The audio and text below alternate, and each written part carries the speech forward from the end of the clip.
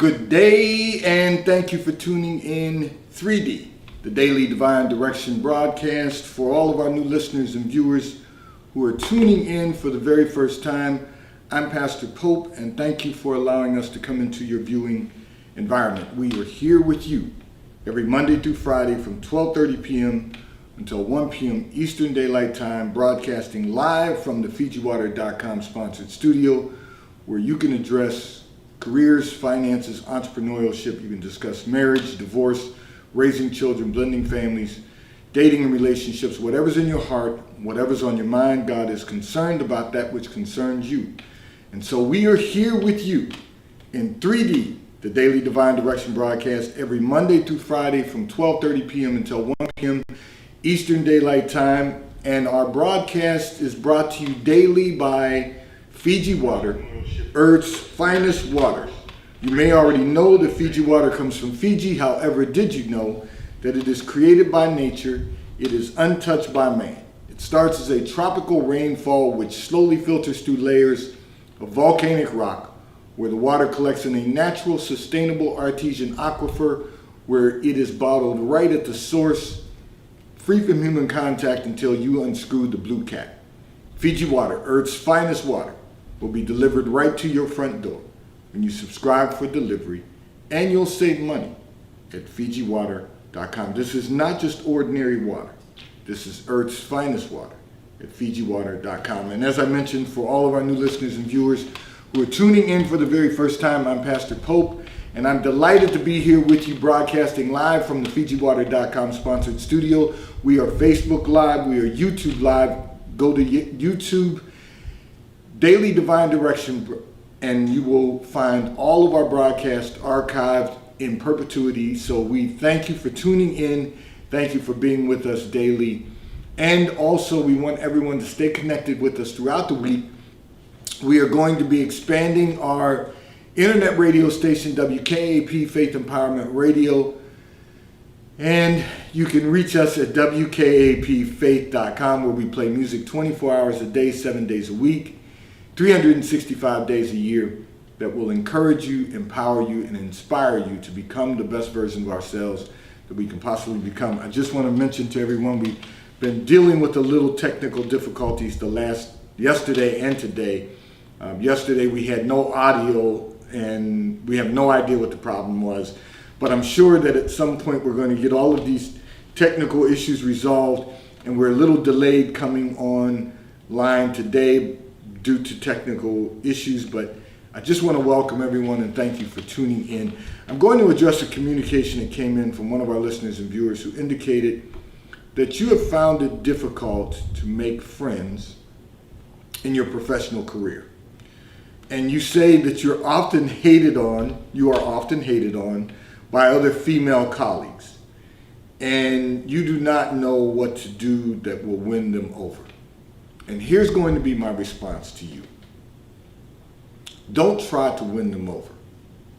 You're not there to make friends. You're there to work. So you have to realize, and I'm sure, you indicated a couple of things in your communication. One of them is, there's a couple of people that have been nice to you in your professional environment, but as a whole, most of your colleagues are not nice to you. What's interesting about that is you don't have to have people be nice to you. You do have to require that they treat you professionally. And one of the things that's required of you is to teach people how to treat you. That doesn't mean that you have to be, because they're mean and obnoxious, you have to be mean and obnoxious. What that means is you just have to teach them how to treat you. In other words, if they're not kind to you and they show you no regard, disregard them as they've disregarded you. The only communication you need to have with them is being professional and doing your job. You're not at work to make friends. Let me make certain that this is good for all of our listeners and viewers, because for some reason we think that we need to make friends, or we need to have a work husband, or we need to have a work wife. You're not there to build a personal environment in your professional environment. You're only there to do your job. And when you do your job at a high level, when you perform at a high level, people have no choice but to respect you, even if they don't want to like you. Now, what I mean by that is there are some people who feel threatened for many reasons in the workplace. They feel that you're going to be promoted before they're promoted. They feel that you may win out a job that they really want to do. They may not like you because of the way, because you have longer hair than they have. They may not like you because you dress better than they dress. They may not like you because you're more attractive than they are. But beauty's in the eyes of the beholder. So it's the way they perceive you. But you don't have to dim your star to let their star shine. You don't have to win over people in your professional environment. All you have to do, your work will speak for itself. So one of the things I'm constantly reminding people is that it's our job, on our job or in our professional environment, to perform at the highest level. We have to want to succeed at the highest level in the position that we currently have. And one of the ways to do that is by working for the job you desire. But at the end of the day, you're not there to win friends. You're not there to make friends. You're there to do work. You're there to be the best that you can possibly be, to perform at the highest level that you can possibly perform, and to also make your company stronger. That's your only responsibility. People will dislike you for a lot of, look, let me just walk you through this. People will dislike you for a lot of reasons. They will find reasons to dislike you, and if they can't find reasons, they'll make reasons up why they shouldn't like you. And the reason is because they feel threatened by you. The reason is because they feel inadequate compared to you. The problem is they're comparing themselves to you. You're not asking anyone to compare you or to compare to you. You're not asking anyone to feel inferior to you. You're not walking feeling that you're superior than anyone else. There's always someone who is going to be better than all of us at what they do. No one can be a better you than you, but someone will be better at what they do than you. And then sometimes what happens to people is they start to count your money. They know you're making more money than they make, or they know that you are having more success than they've had in your career. People spend too much time worrying about others when they really need to focus on themselves. And if they focus on themselves, they will begin to maximize their success also. They will begin to become successful and maximize their own success. So it's not your job to make them feel better about themselves. Your only job is to do your job and to work and to perform at the highest level that you can possibly perform. Now, the people who treat you with kindness, you treat them with kindness also. You are going to get what you put out, but then you also need to put out what you get. And that doesn't mean being mean and nasty. That means if people are being mean and nasty to you, they're trying to trigger a response from you. If they are disregarding you, disregard them. You don't need to give them a response. They're only going to be troubled by your lack of response. You're teaching them how to treat you. I'm not going to deal with you. I'll deal with you from afar. I will send you emails when I need to communicate with you. I will work with you on a project only if it's necessary.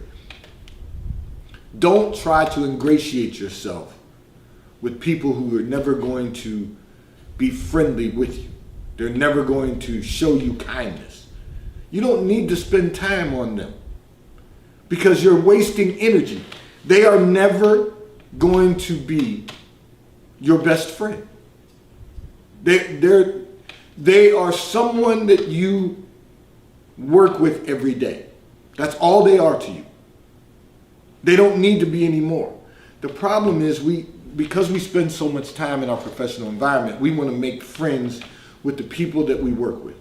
Well, in order for someone to have friends, you must show themselves friendly. If you are showing yourself friendly and they're still not being friendly towards you, then write them off. Check them off your Christmas card list. In other words, you don't have to go out of your way to make friends with them. All you have to do is perform at a high level. They'll respect your work. Your work will make room for itself. Your work will become your representation of who you are. We spend too much time in our professional environments.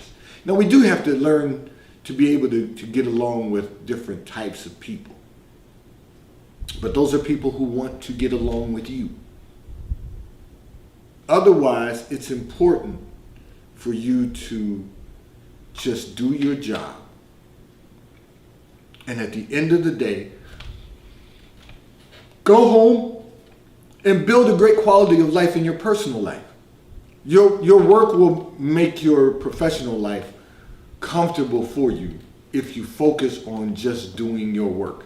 If you focus on just doing what's assigned to you, if you focus on just being the best version of yourself professionally that you can possibly become, your work will speak for itself. Don't try to win people over. Because if people want to associate with you, if your colleagues want to associate with you, they're going to associate with you. Now, you got to remember, if there's a work outing and everyone's expected to attend, you go. And one of the things that I encourage everyone, and listen to this, I'm not telling you this just because I'm a pastor and I don't personally drink, and because I know that, putting alcohol in your body is really taking time off of your life because it's poison. So eventually, over time, it's going to destroy the quality of your health and wellness. But the reality is this. I say if you have to go to a work environment and it is a work outing and everyone else is drinking, the only thing you want to do is order a bottle of sparkling water. Order some, they're not one of our sponsors, but order some San Pellegrino or order some sparkling water that you can drink with a lime or a lemon. Because one of the things, people will judge you for not drinking because they're drinking. So you don't want to alienate people, but at the same time, if someone asks you, well, why are you only drinking sparkling water? Well, because I have to drive and I don't drink and drive. It's that simple. Now, I recommend to you that you don't drink at all, but certainly not if it's a work outing. One of the problems that people have is they drink during a work outing and then they do something irresponsible that then they have to go back to the office the next day and live with. And everyone doesn't get the same grace that someone else gets. You don't, but you always want to attend. Show up at least, because then you're not a team player. So people will always look for reasons not to like you if they choose not to like you. And if they can't find a reason, they'll make one up in their mind. Well, I've heard people say, I don't trust anybody who doesn't drink. I don't need you to trust me because I don't drink, because I choose not to drink. I don't need you to trust me because I won't get intoxicated with you, or I don't need you to trust me because I won't go and gamble at the casinos if we have a work function in Las Vegas. What I'm here to do, and this is what we all have to be mindful of, is to perform at the highest level, to get my work done, and to help others in their work if I can offer them assistance to make our company stronger.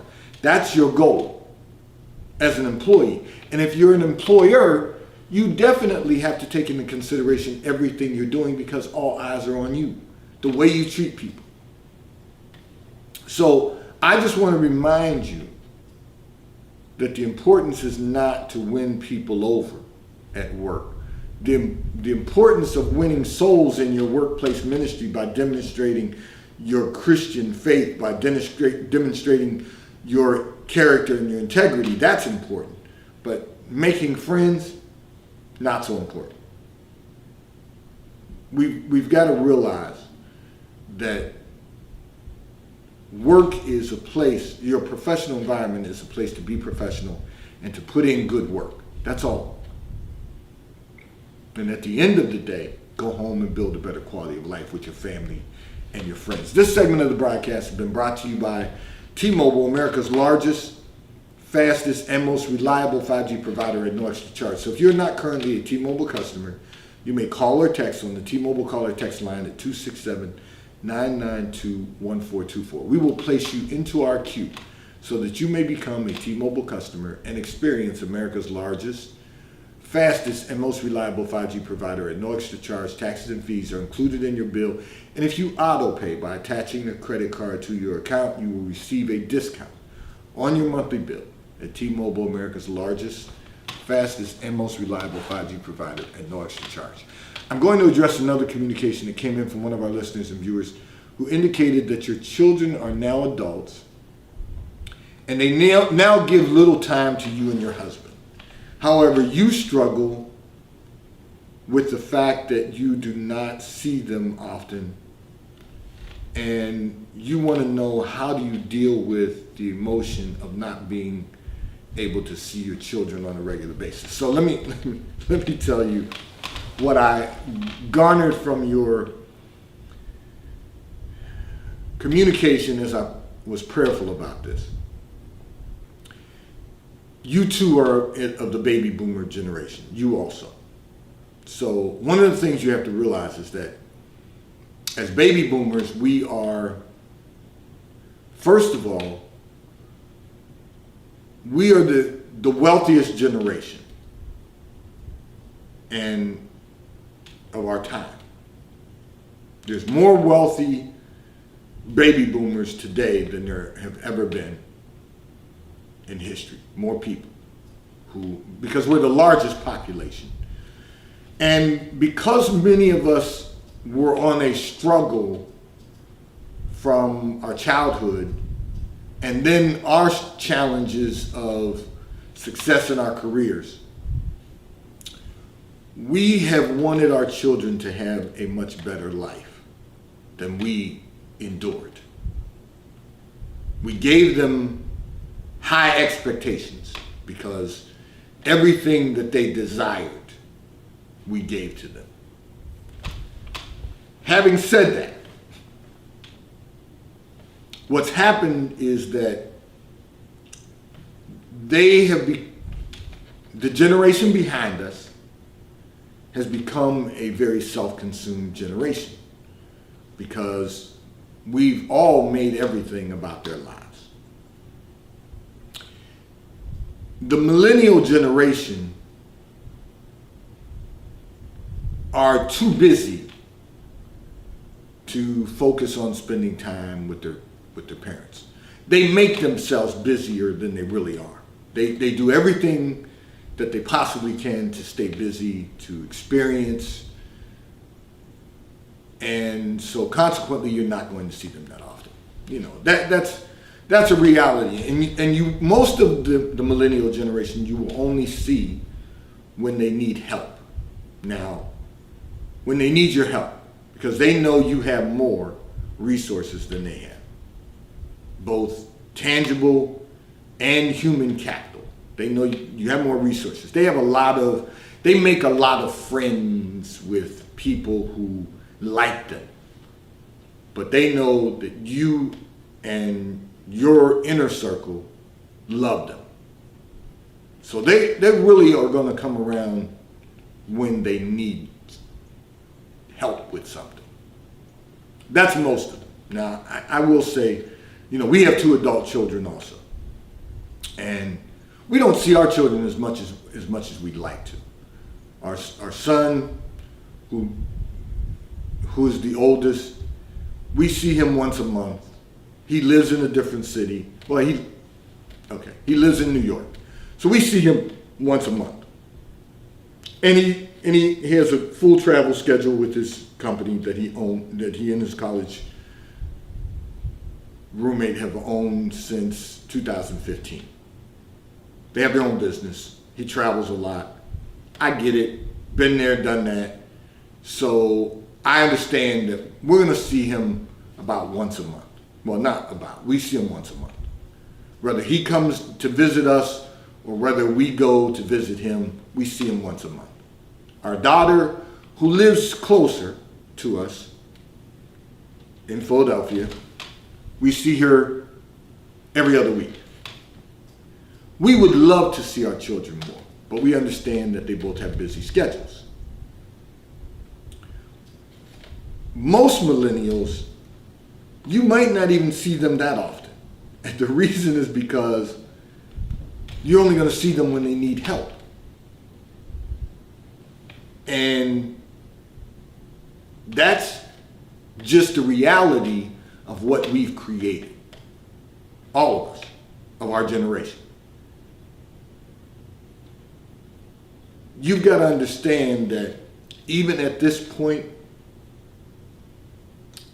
and you have to understand that when your children need advice or recommendations, they're gonna reach out to you if they want your advice and recommendation. A lot of times they're gonna talk to their friends who really have no more experience than they have, but they're more comfortable having a conversation about their life and the way they live it than they are having a conversation with baby boomers, because they feel like we don't really know what's going on in the world today.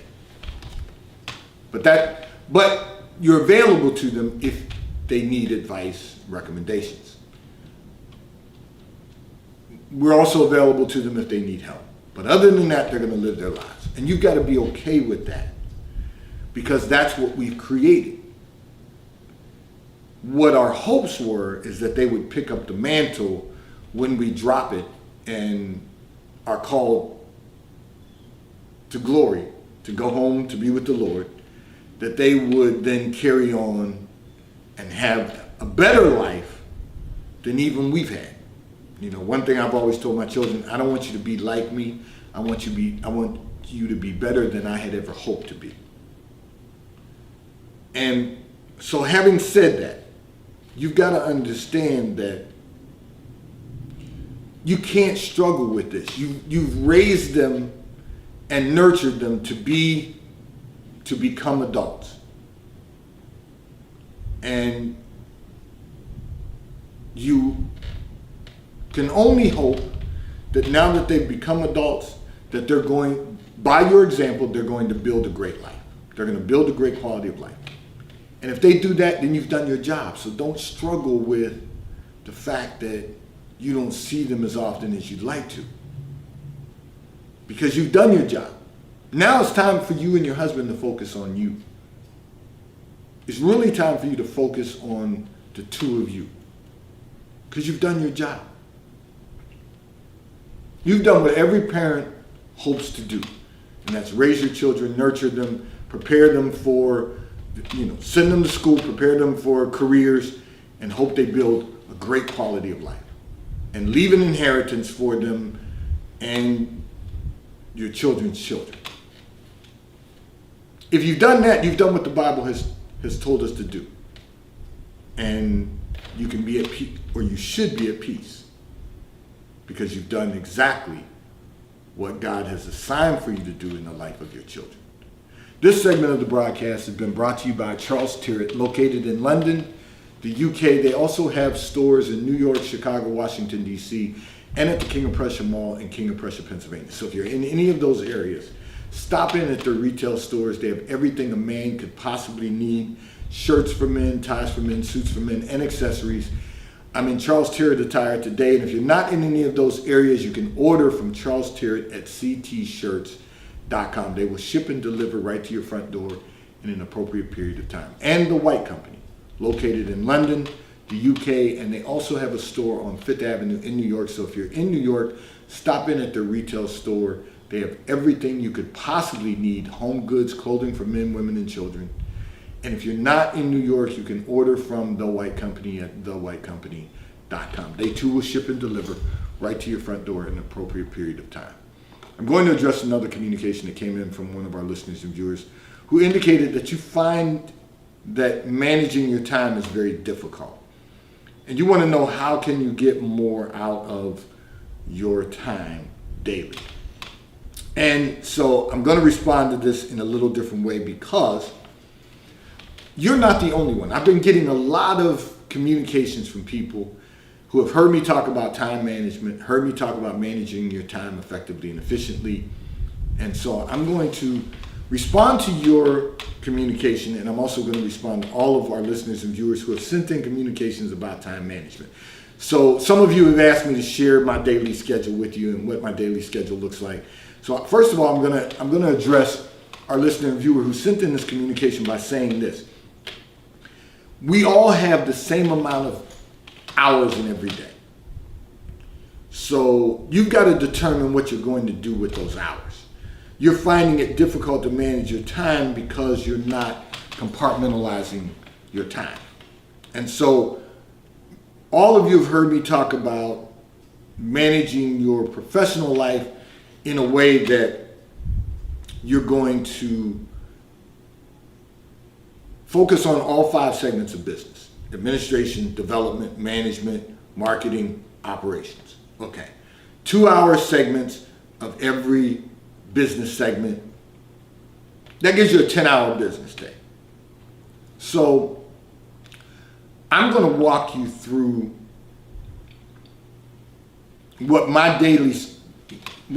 I'll start with today. I'm going to give you my schedule for the day thus far so that you have some idea of how you manage the time, because we all have the same amount of time. So I'm going to give you an example of this. So this morning, we wake up in our household. 6 a.m. is the first hour of the day according to the Bible. My wife likes to wake up at 5:30, so that's her thing. And so I heard her clock go off at 5:30 this morning, but I don't get up when her clock goes off because my clock doesn't have to go off until 6 a.m. But once 6 a.m. comes, so depending on what's on my calendar each day, I have to adjust accordingly. So if I have international calls or business to take care of, when my wife gets up at 5:30, I will get up at 5:30. But today, for example, today was a 6 a.m. day. My first immediate act is to meditate. So I'm going to meditate for 30 minutes every day. So that took me from 6 a.m. till 6:30. If I'm really going to keep it real with you, I will tell you, I heard her clock go off at 5:30. So I actually started meditating when her clock went off. I did that today. But 6 a.m. normally to 6:30, I would meditate. And then from 6:30 until 7, I'm going to have my morning prayer. Now, if I'm not going to the Achievers Academy at 7:30 a.m., and not until 9, I have time to do this. But on a 7:30 day, it's 5:30. So I meditated. I had my morning meditation and then I had 30 minutes of prayer. And then after my prayer, I went in, did my morning hygiene, and got a workout in. So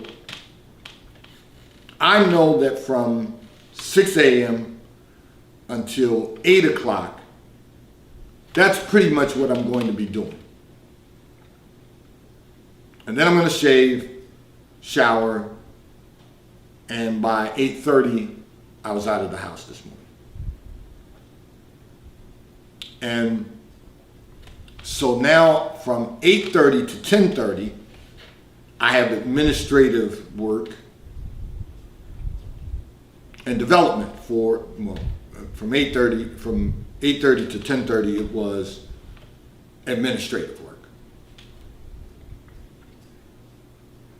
And then from 10:30 until 11, I had a little commute time. By 11:30, I was settled in for the broadcast, developed for production for the broadcast. And then from 11:30 to 12:30, I'm in production. 12:30 to 1, I'm on the air. 1 to 1:30, post-production. So then it's 1:30. Now I have to go through the rest of my schedule for the day. Development, management, marketing, operations. It's all about managing our time. And it's all about having a daily schedule. If you don't have a daily schedule, you can't manage your time. So I'm going to recommend to you to start developing a daily schedule. That way you can be effective